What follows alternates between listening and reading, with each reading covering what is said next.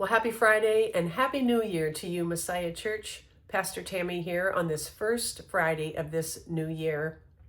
As we step into 2026 together, I am filled with gratitude and hope because each new year brings this special invitation from God and from life itself to begin anew. Now, we have no way of knowing what this year will hold, but we do know who holds us because God's faithfulness has carried us through every season before, and it will meet us again in this one. And so my prayer for you is that 2026 will be a year marked by courage and compassion and deep trust in God's abiding presence.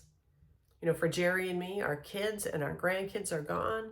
The house is quiet and still, and it feels like Christmas is over, but not quite yet, because this coming week brings us to Epiphany, the celebration of God's light being revealed to the world through Jesus Christ, especially in the visit of the Magi.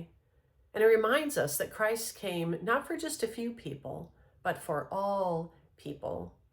And as Christians, Epiphany matters because it calls us to pay attention and to look for where God is being revealed in unexpected places and through unexpected people, and then to follow that light wherever it may lead us. So this Sunday, we're going to begin a new sermon series entitled Courageous.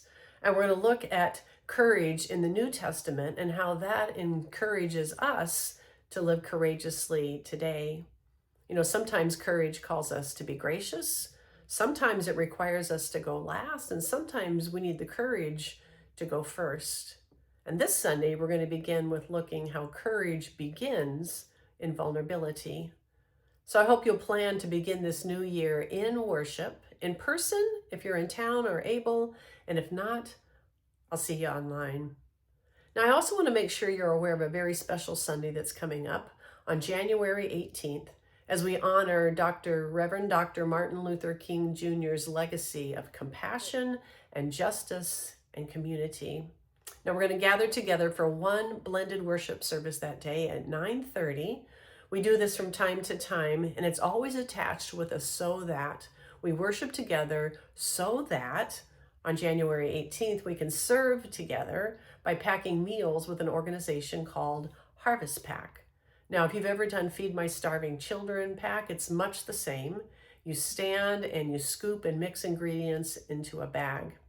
Now, these bags are fortified oatmeal meals, and they will be distributed to our neighbors right within our own communities.